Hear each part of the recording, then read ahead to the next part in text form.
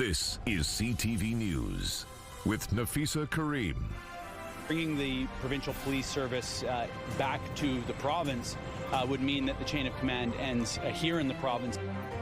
Tonight, part 2 of our series on the future of policing in BC examines the potential establishment of a province-wide police force. Also tonight, terminology is a little different. Kind of have to get used to the way Canadians pronounce certain things. Medical migration. Multiple U.S. nurses have made their way to Vancouver Island, citing concerns of mismanagement within the U.S. healthcare system. Plus, Adam meets a boy who got to trick-or-treat early after his neighbors found out he would be missing Halloween to undergo heart surgery. Later on the Sawatsky sign-off. Good evening. Thank you for joining us. We begin tonight with the second installment of our series exploring the future of policing in BC. In 2022, a committee focused on police reform recommended BC's government create a new provincial police force. 3 years later, CTV's Anna McMillan explores if that's going to happen anytime soon or ever.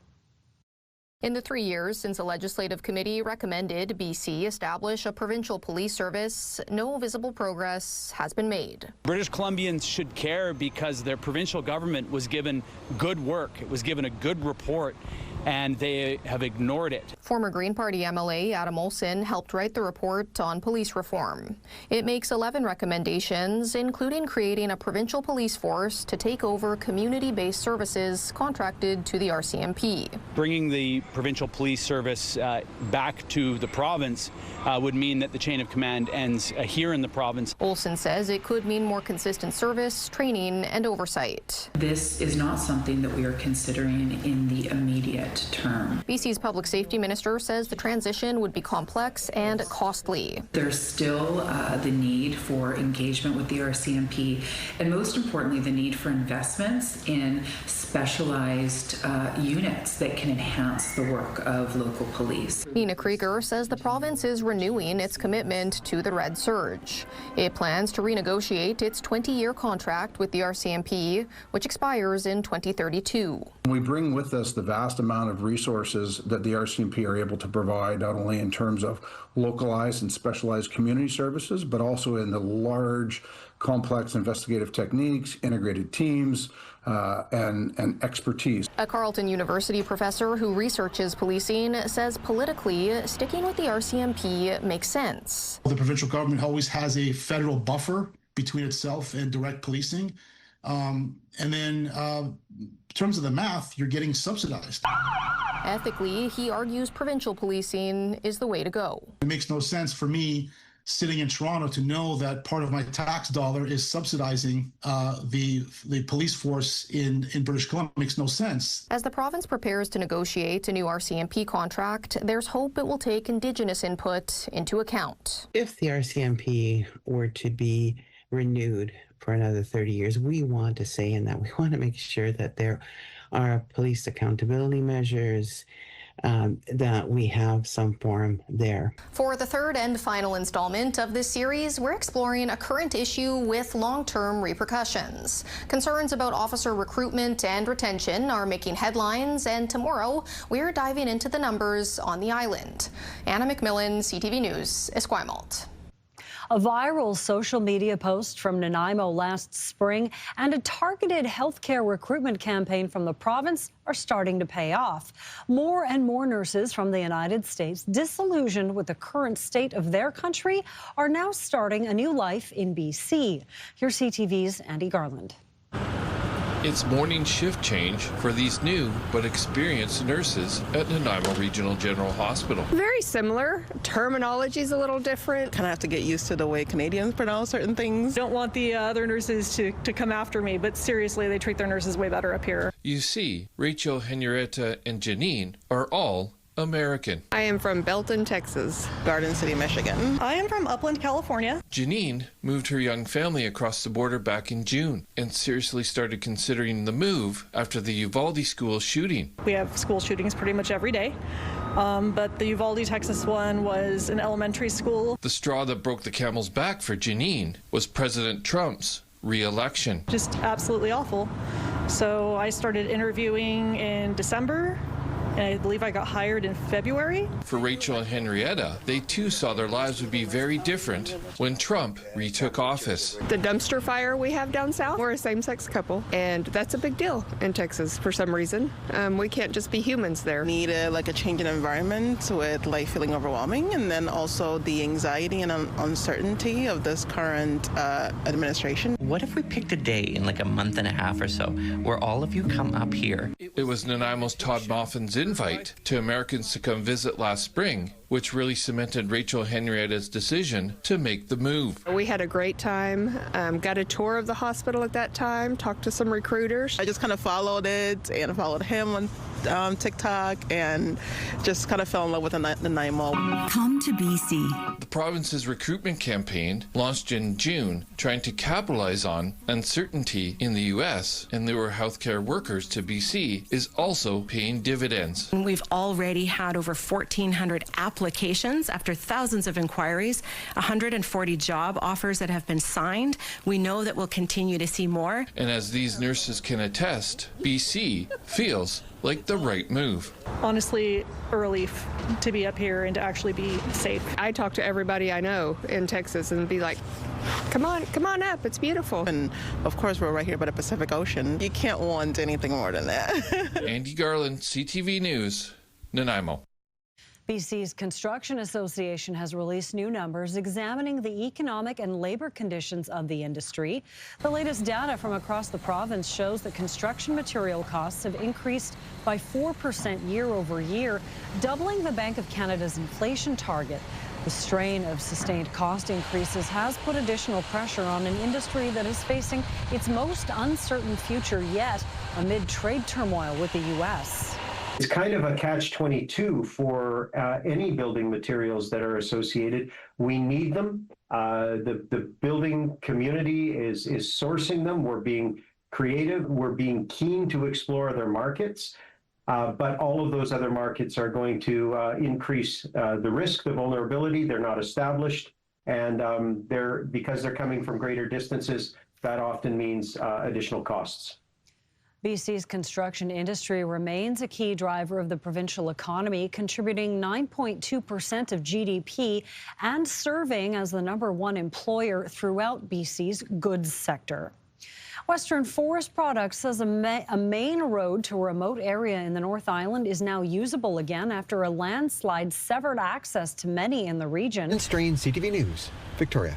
Last week's heavy rainfall caused a landslide and flash flooding near Holberg and Winter Harbour, knocking out power lines and cutting off a main route between Port Hardy and the remote communities. Upwards of 50 customers were reportedly without power from 6 p.m. on Thursday until 7 p.m. last night after a lengthy restoration and debris removal process. BC Hydro, along with Western Forest Products, says operations in the area are now back up and running. The day a Victoria pharmacy owner has feared arrived this morning. We brought you the story of a Vic West pharmacy fighting Canada Post's decision to shutter a small community post office.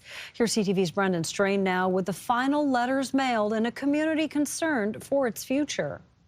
Vic West resident Lisa Williamson was one of the last to mail a package at this Canada Post outlet, located in a pharmacy at Westside Village. Sorry to see this go. It's a shame. As of noon today, Canada Post permanently shuttered the community outlet, saying it decided not to renew the agreement at its expiration with the pharmacy. We are waiting for the contractors of Canada Post to come and take the Canada Post signs down. Alex Akavan is the owner of the pharmacy and has been fighting the postal outlet's closure for months, claiming Canada Post's decision to close the location is unjustified. We are revenue generating for Canada Post. Akavan says the outlet consistently makes more than $300,000 a year for Canada Post, which he only gets a $20,000 commission, as well as the benefits of added foot traffic. It's not about one business, it's about the community in Vic West of 8,000 residents losing a service that has been there for 16 years. We're really disappointed that our neighborhood is losing an essential service. The president of the Vic West Community Association says seniors will be affected the most by the closure. For people who want to do those essential postal services now, they will either have to go to Esquimalt or to the outlet downtown, which again is harder to access if you don't have a car, or if public transit is difficult for you, or if your mobility isn't what it used to be, then you might have difficulty accessing those services. In Akavant's fight to keep the outlet alive, he has gone to great lengths reaching out to Canada Post's executive team, the Prime Minister's office, as well as the federal opposition party, all to no avail. The only one to take up the fight was his local member of parliament, Will Greaves, who wrote to the president and CEO of Canada Post. I'm disappointed that this community post office is closing. I'll continue working to ensure that residents of Victoria have equitable access to postal services they rely on. Akavan says his fight isn't over, as he is still looking for answers as to why the Crown Corporation has chosen to close an arm of its operation that generates a profit. We filed Freedom to Information Act request officially. That will be coming within the next 30 days, long after this location closes for good. Brendan Strain, CTV News, Victoria. After 5 terms at the helm, Esquimalt Mayor Barb Desjardins has announced she will not be running for re-election. I look forward to helping the municipality in different ways going forward, but I'm not done yet. Barb was first elected in November of 2008 and is Esquimalt's longest consecutive serving mayor. Throughout her elected career, Barb has become well known across the CRD for her collective leadership approach and personal attention to community issues. Well, now after 17 years, the mayor says she'll remain in Esquimalt to help pave a new way forward for the South Island municipality. Harbour Air is taking flight in a brand new way, launching its first ever wheeled aircraft service from Vancouver to Tofino and Victoria. Spring, summer, fall, and winter, this is a world-class destination. And it's wonderful to see Harbour Air stepping up in recognition of the opportunities that are here and providing affordable, accessible, and reliable year-round service. The inaugural flight took off from YVR's South Terminal yesterday. The Twin Otter aircraft seats 18 passengers. The Seaplane Airline says expanding service beyond the water will help connect more BC communities year-round. Wet, windy, and 12 degrees in Victoria right now. We'll stay windy and dealing with some rain through the rest of tonight, but drier tomorrow. Your forecast is next. CTV weather brought to you by Expedia Cruises. Make the most of your next vacation by booking with those who've been there. Visit expediacruises.ca. Hey, West Shore youth, looking for a fun spot to hang out? Youth nights are here. Skating, art, swims, and a place to chill. Staff-led and supervised for a safe, inclusive vibe. Check out wspr.ca for more info. All right, Josh joins us now. Wet and windy is what you were saying before. Yeah, and that's not only the case right now, but for the next several hours, we have wind warnings in effect, which were issued for Victoria early today, then dropped, and then put back into effect through this afternoon. We'll show you that in a moment. There's your wind speeds, 33, gusting to about 55 kilometers per hour. It get gusts up around 60 as well in Tofino. So all these areas in blue, all the coastal sections, including Victoria, under a wind warning, although haven't seen anything stronger than about 55, 60 kilometers per hour in Victoria, and it probably doesn't get much stronger than that through the rest of this evening. But you get this big area of low pressure off to the west-northwest. That's shoving all of this rainfall through, and this rain zone is going to drop off to the east-southeast and through Victoria overnight tonight. Look at the spin on that thing. That is spectacular. There's your heaviest of the rainfall. You can see in the oranges and yellows, that pushes through mid to late this evening for Victoria. There's sort of a second wave that'll move through northern parts of the island and some inland sections as well overnight tonight. But really, aside from a couple scattered showers potentially tomorrow morning, it really dries out through tomorrow afternoon for at least one day. Rain returns on Friday for much of the island. So chance of showers tomorrow, especially early in the north. Most of the rain's going to be done, though, it looks like by mid to late morning. 11 degrees for a high tomorrow, and then a break from the rain Thursday before it returns. Could actually be fairly heavy rain early Friday and then again Friday night. And that goes for inland areas as well. Friday morning, then a break, and then through the evening hours with potentially some significant rainfall totals there. Drier for the weekend with highs of 10. As far as tomorrow is concerned, the rain that goes through tonight should taper off through the early to mid-morning hours. 13 degrees on the west coast, rainy and windy tonight. Wind a lot calmer tomorrow, although gusts will still be around 40 kilometers per hour. 12 degrees on Thursday with some increasing cloud. Heavy rain starting late Thursday night, carrying through the day Friday. It may break for a while Friday and then return Friday evening. 11 degrees and a mix of sun and cloud for Comox tomorrow. 10 on Thursday, and then you see those two pockets of rain there Friday, early in the day, and then again Friday night into early Saturday morning. And that'll be the case for Nanaimo as well. Mixed sun and cloud, about 14 degrees tomorrow, 12 on Thursday, and then Friday morning and again Friday night. Some heavier rain. A little gusty tomorrow in Victoria, especially early in the day. Gusts will be 50 to 60 kilometers per hour. We'll get to about 14 degrees, though. Slight chance of a scattered shower in the morning and then partly cloudy in the afternoon. Halloween, chance of showers in the morning. Should be dry in the afternoon hours, though. And then don't forget it's time change this weekend as clocks go back 1 hour early Sunday morning. CTV Weather is brought to you by Expedia Cruises for air, land, and sea vacations. So, a little bit of a break for the next couple of days after a really stormy one today and again tonight. All right, thanks, Josh. As Hurricane Melissa moves through the Caribbean, Jamaican communities on Vancouver Island are paying close attention and thinking about how they might help. We're worried for the citizens in Jamaica and the impact and also the after effects. We try to send words of encouragement to our fellow citizens and encourage them to stay inside and try to be safe and know what's going on within their surroundings. The president of an organization that celebrates Jamaican culture on Vancouver Island says members are staying connected and sharing videos from loved ones at home. Now, her family is in Kingston, which is not in the anticipated path of the monstrous Category 4 Hurricane Melissa. Meantime, Jamaica is on high alert and preparing for the worst. CTV's Scott Hurst brings us the latest. It is a storm likely being watched very closely by a whole lot of Canadians who are either from there originally, still have lots of family and friends there, or like to vacation in Jamaica. But right now, there is significant concern about widespread devastation. This is what's going to be a generational storm for Jamaica and potentially even eastern parts of Cuba. The island nation is bracing for catastrophic damage, the worst storm in Jamaica's recorded history to officially make landfall. Residents and tourists alike are being told to brace for impact. It is an extremely dangerous storm and a potentially life-threatening situation. We spoke to a Canadian in Jamaica now hunkering down at a resort, but getting home might take some patience. We have a plan A to go on Wednesday, which is our original flight out, but we do have a plan B to leave on Saturday. The airport's closed until Tuesday. After pummeling Jamaica, Melissa will take aim at Cuba, still as a powerful hurricane. Other islands in the Caribbean are also being impacted, including Haiti, the Dominican Republic, as well as parts of Bahamas and Turks and Caicos.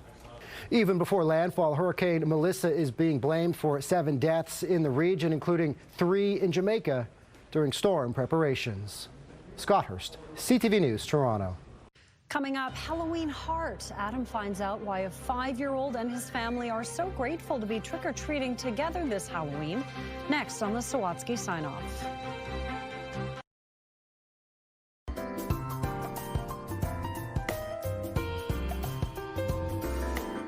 Finally, Adam meets a boy who's looking forward to trick-or-treating for the first time since missing Halloween to undergo heart surgery on the Sawatsky Sign-Off. If you ask Ian Itzma about his favorite thing, Star Wars. The 5-year-old will tell you all sorts of stuff about Star Wars. So Luke Skywalker tries to kill Darth Vader. But if you ask his mom, Natalie, about her most difficult days, I mean, I was gutted. It was really hard. She'll tell you all about when Ian endured his first heart surgery when he was just 2 weeks old. And there still is times where we actually don't really know what his life expectancy is going to look like. Preparing for Ian's 3rd surgery was the hardest, his dad David says, because the then 4-year-old knew what was going on. When he walks down the hallway to the surgery room saying, I'm scared, Mommy, I'm scared, Daddy, it breaks your heart. On top of that, the only day the specialist could do the surgery was on Ian's favorite holiday, Halloween. You get to dress up as anything you want. want. When Ian's neighbors heard about the situation, they rallied together to organize something special a couple nights before the boy's surgery. We had like almost 100 trick-or-treaters, yet Ian was the only one going door to door getting candy. Ian was too weak to walk too far, so after dressing up as an astronaut, the boy was rocketed around the neighborhood in a donated golf cart. Knowing that they weren't getting anything on their end, they were just there just to support our little guy. Melts your heart. Along with a pile of candy, Ian received books and toys to keep him entertained in the hospital post-surgery. And he just lit up, and just the smile on his face made everything just so magical. Cannonball! Ooh. A year later, Ian is doing better than ever and looking forward to being out on a real Halloween night with his whole family wearing Star Wars costumes. And what are you going to dress up as? Jedi. A Jedi? Obi-Wan Kenobi. As they say in a galaxy far, far away, the Force is strong with this one. And it turns out, in this community so close, the same can be said about this family and their neighbors. Adam Sawatsky, CTV News, North Vancouver. Hope he gets a lot of full-size chocolate bars. That is it for CTV News Vancouver Island. Thank you so much for joining us. Good night.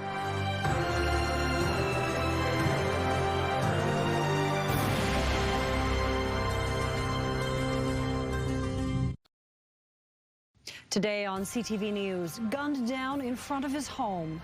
The victim is not known to the police. As we understand it, he is a businessman who is well known in the community. New video of the suspect and the getaway vehicle in the daylight slaying of a 68-year-old Abbotsford man. Also tonight.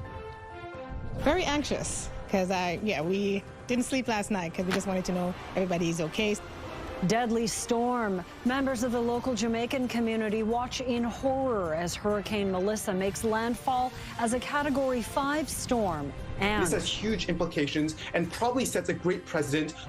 Young people who want their voices heard as Vancouver considers lowering the voting age to 16. This is CTV News with Nafisa Kareem. Good evening. Thank you for joining us. We are learning more about the death of an Abbotsford businessman who was shot outside of his home Monday morning. And a warning, that shooting was captured on video, which we are showing, but freezing it before the victim is actually shot. CCTV video provided to CTV News shows 68-year-old Darshan Sasi getting into his pickup truck. Seconds later, a masked man dressed in all black gets out of a silver sedan across the street and fires at least 9 rounds through the window of Sasi's vehicle. He then runs back to the parked car and drives away. Police say this shooting was targeted. So it is still very early on in the investigation. However, there are no indications that this is extortion related. Generally speaking, what we see here doesn't meet the MO of the extortion scheme that we are seeing in the Lower Mainland area. Investigators have released images of the silver Toyota Corolla in hopes of identifying the suspect.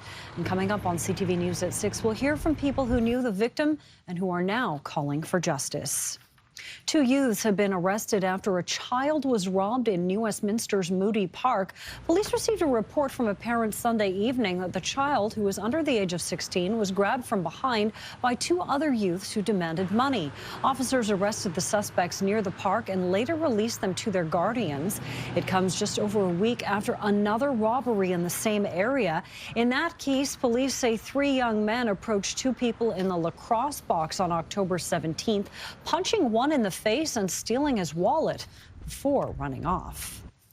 A day after calling out the BC NDP government for a lack of support, the family of a Kelowna woman allegedly killed by her ex-husband is in Ottawa renewing calls for tougher laws around intimate partner violence. Debbie Henderson, the aunt of 32-year-old Bailey McCourt, joined Conservative leader Pierre Poilievre on Parliament Hill today, urging MPs to pass Bill C-225, known as Bailey's Law. Police say McCourt was beaten to death with a hammer in Kelowna in July. Her estranged husband has been charged with second-degree murder.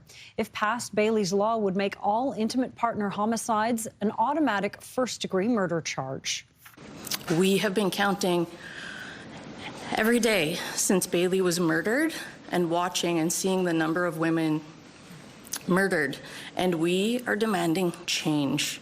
We want to work with any party to get this bill passed, protect people. We encourage every party to join with us. It doesn't matter who gets the credit. Federal Justice Minister Sean Fraser said Monday that changes around intimate partner laws would be announced by the end of the year.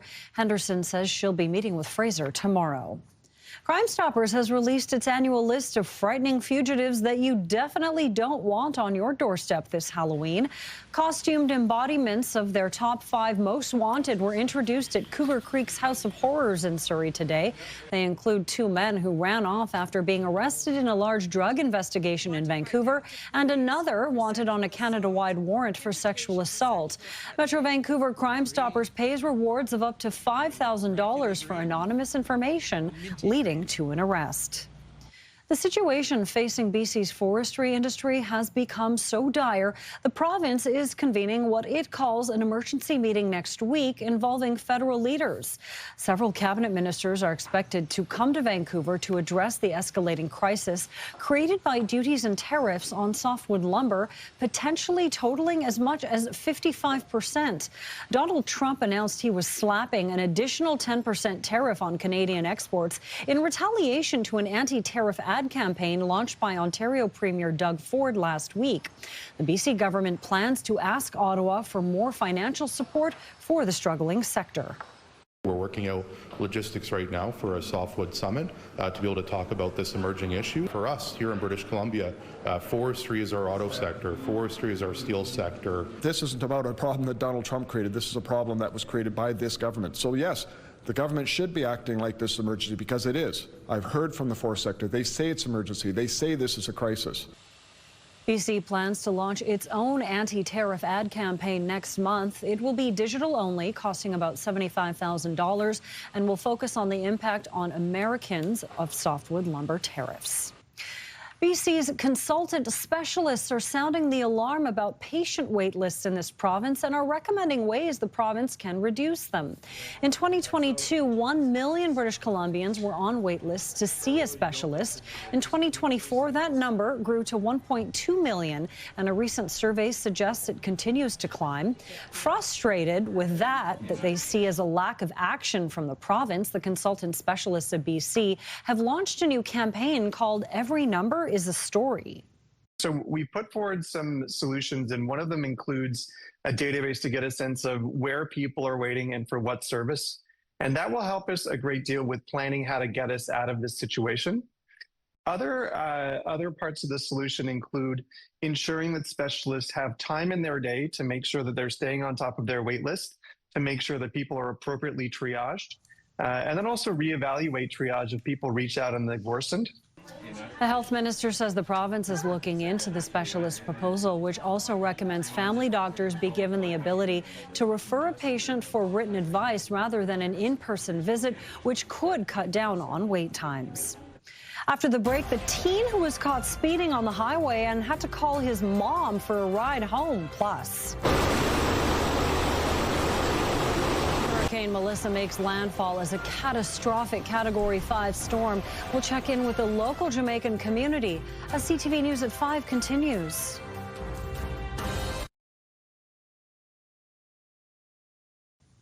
An Abbotsford teen clocked going 178 kilometers an hour had to call his mom for a ride home. The 17-year-old novice driver was pulled over on Highway 1 last week without his N sign and with 2 passengers. He's now facing $700 in fines, and his dad's car was impounded. It's being called one of the most powerful Atlantic hurricanes on record. Hurricane Melissa is tearing through the Caribbean, forcing evacuations and leaving behind a trail of destruction. As CTV's Kevin Chirac reports, members of Metro Vancouver's Jamaican community are anxiously awaiting word from their loved ones. Okay, Mom, make sure your phone is fully charged. Davina Lewis FaceTimes her mom in Kingston, Jamaica, amidst the Category 5 Hurricane Melissa making landfall Tuesday morning, causing chaos across the region. All we can do is keep praying and hoping that, that light comes back and they're able to get into contact with us.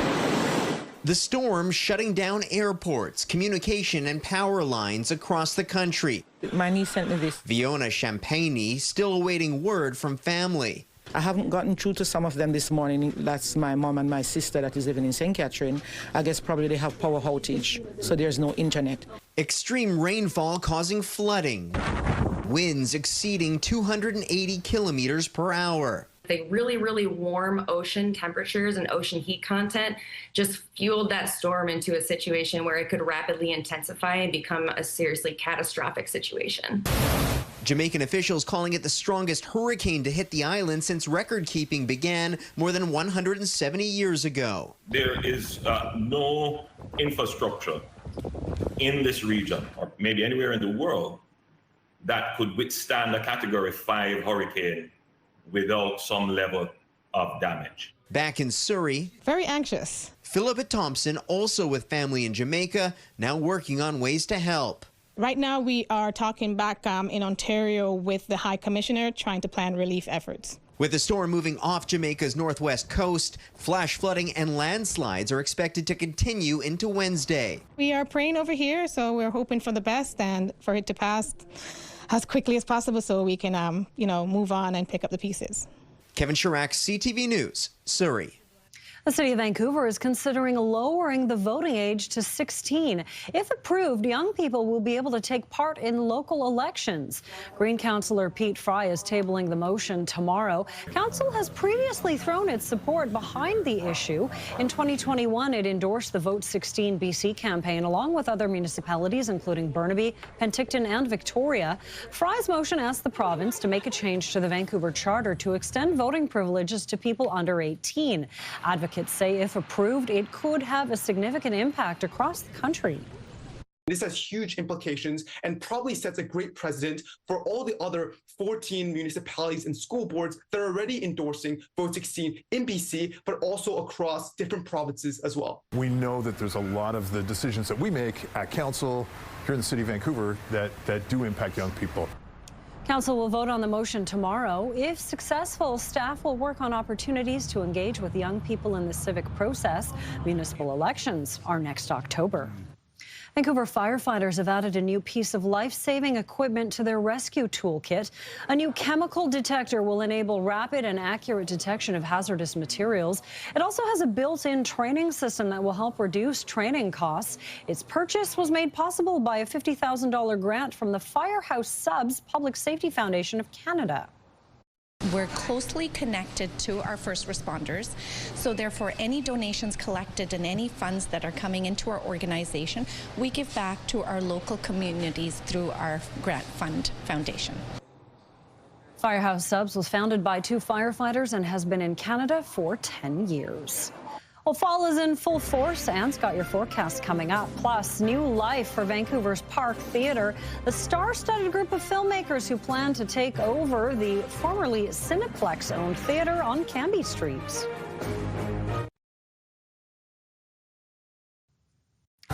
Pretty gray out there, Anne Lou. I can't see much. I'm told that is Burrard Inlet. Yes, very socked in out there. We are dry for now. We will see some rain move in as we head through this evening. Still have strong winds out there. Warnings in effect for Haida Gwaii, the Central Coast, North and West Vancouver Island. You'll see winds gusting 110 kilometers an hour through this evening before it eases. Sunshine Coast, East Vancouver Island and Victoria, you'll see winds gusting to 90 kilometers an hour. Caribou region, you'll see winds from the southeast at 90 kilometers an hour easing through the overnight. So we're going to see rain spread heavy at times through this evening into the overnight, and then slowly it will clear for your early morning commute with another line of rain moving its way in mid-morning, but then it will dry up, clears up quite nicely through the afternoon, and we will get some big breaks of blue sky for the south coast. For the southern interior, a mix of sun and cloud for Kamloops at 14, 10 for Vernon with some sunny breaks in there. Showers clearing out quite nicely for Kelowna, Suze, Nelson and Cranbrook. You'll get some rain-snow mix before it dries out. Periods of rain for Revelstoke with a high of 9 degrees. For the central interior, showers for Prince George, sunny breaks for Quinault and Williams Lake. Along the coast, you'll see periods of rain for Bella Coola with a high of 9 degrees for the northern half of the province. It'll soggy still tomorrow for Prince Rupert and Terrace. Mostly sunny skies for Dease Lake with flurries for the northeast corner of the province. For the North Island, showers for Port Hardy, clears up quite nicely for Campbell River and Comox. You'll see a mix of sun and cloud with a high of 10 degrees. Same story for the Southern Gulf Islands and Victoria, with showers for Tofino and Port Alberni, clearing up for Nanaimo through the afternoon. Highs to 15 degrees for the Sunshine Coast. You'll start off with some showers, sun in the afternoon with a high of 12. Periods of rain up the Sea to Sky Highway for Whistler at 12. 9 for Whistler, Squamish at 12. And for us across the Lower Mainland, slight chance of early morning showers. A warm day, 13 degrees under a mix of sun and cloud through the afternoon.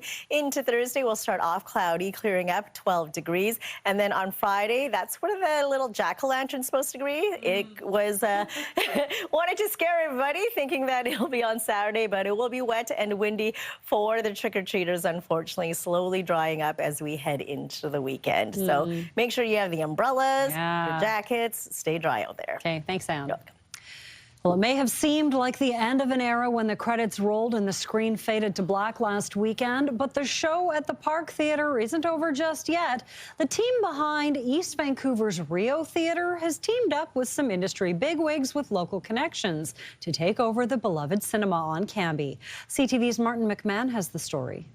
It was a sign that local cinephiles didn't want to see. The Park Theatre closing on October 26th, but the show will go on at the 1940s era movie house, with the people behind the Rio Theatre taking over. I like to think of them as sisters.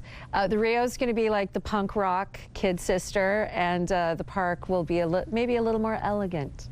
The theater will keep its name, but will undergo hundreds of thousands of dollars worth of upgrades. We're investing in a state-of-the-art laser projector, also, brand new screen, and, making sure the sound is, next level. The project has big name backing, including Dr. Sleep director Mike Flanagan and Stranger Things star and Vancouver native Finn Wolfhard. I got a call at 6:45 a.m.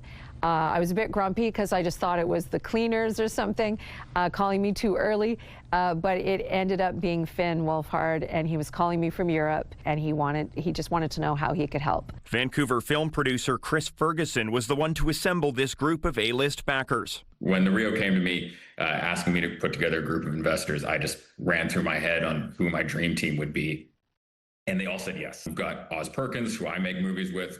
He did Longlegs. Sean Baker, who swept the Oscars last year, came in. But Lee insists the park will not be a clone of the Rio. They also don't have a big stage like we do here at the Rio. So they do have a small stage, so we could probably do some comedy events and things like that. But for the most part, we're going to be doing film. The group hopes to open the revamped Park Theatre by December, but acknowledges we might have to wait until the new year for showtime. Martin McMahon, CTV News, Vancouver. After the break, new hope in the form of a new baby for a BC endangered species coming back from the brink of extinction. Plus, Smashing Pumpkins. No, I'm not talking about the band, but this is pretty smashing. Why this poor hatchback found itself on the wrong end of a giant gourd. Take a look at this. It's coming up.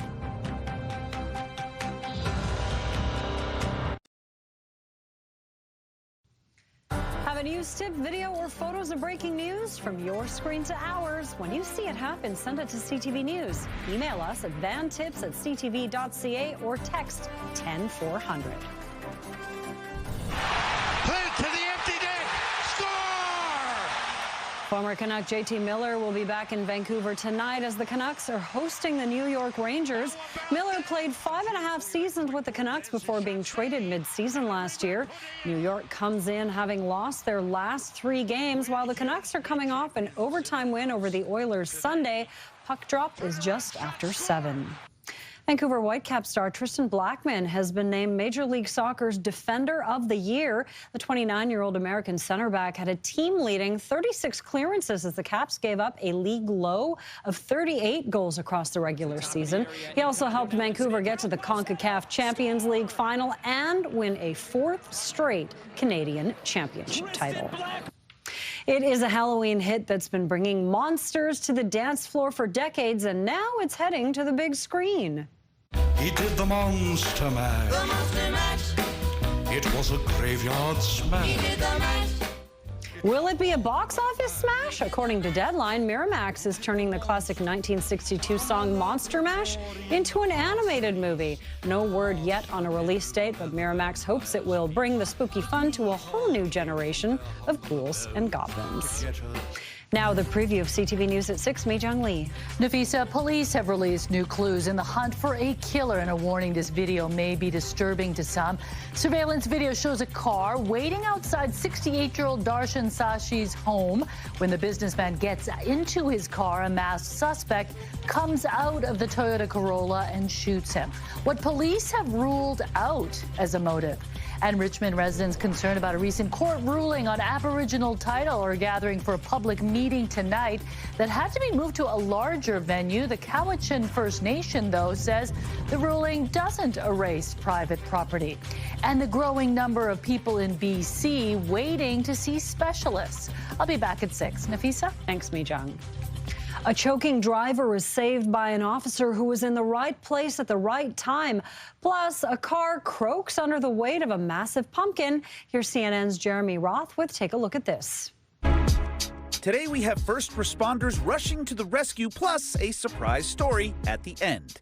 A traffic cam in Illinois captured the tense moment a driver pulled over and was seen making choking gestures. Luckily, a Cook County Sheriff's deputy happened to be passing by and spotted the ailing woman. He was able to administer the Heimlich maneuver to the driver and dislodge the object stuck in her throat. She was later checked out by paramedics and was cleared to drive on, thanks to a keen-eyed deputy in the right place at the right time. A dog was definitely in the wrong place after it wound up stuck under a New York City subway train. NYPD told People magazine the dog, named Moose, got loose from its family and was struck by a subway train for scurrying under one of the cars. Incredibly, the pup was uninjured from the incident and with some gentle coaxing from an agile officer was recovered from under the car and safely returned to its family. Another NYPD cop recovered another caught critter from under another vehicle. This one was a kitten stuck under a food truck. Officers responded to reports of meows coming from the mobile eatery and found the kitty behind one of the wheels. The rescuing officers were so smitten with the kitten, one of them decided to rescue it again by adopting it. Finally, here's a bonus story that has nothing to do with rescues because there was no rescuing this 1991 Geo Metro. It was doomed. KSTU reports the car was sentenced to die by its longtime owner in Utah, who also happens to be a prominent pumpkin grower. His worlds collided when he used his first prize-winning 1,900-pound pumpkin to bring Carmageddon to his loyal longtime jalopy. Hey, it's Halloween week. Something had to go to the grave. Or take a look at this. I'm Jeremy Roth. Wow. A pumpkin could make a lot of lattes, hey? Yeah, oh, definitely. We've got one of BC's cutest critters, and there are fewer than 400 left. So when you see a Vancouver Island marmot pup, it is welcome news for conservationists. Now, the Marmot Recovery Foundation caught this perfect glimpse of a marmot interacting with its wild-born pup back in August, and it's a moment the foundation was overjoyed to capture because the critically endangered species once stared down extinction. It's seen its population grow from just 30 in the 1990s to more than 350 today. So yeah, adorable. Okay, let's take a look. Yeah, for sure. Let's take a look at our scenic snapshot for tonight. Stormy skies over Falls Creek. Thanks, Shelley, for sending this one in, and we want to see your scenic snapshot as well. So email us at scenicsnapshot@ctv.ca. Stay dry out there. All right, we know we're going to see some of those stormy skies on Halloween. Those ghosts and goblins better waterproof your costumes or windproof them too. Hey, both of them. Yes. All right, Mi-Jung will be back for CTV News at 6. Right now, here is Sandy Ronaldo with CTV National News. Great evening.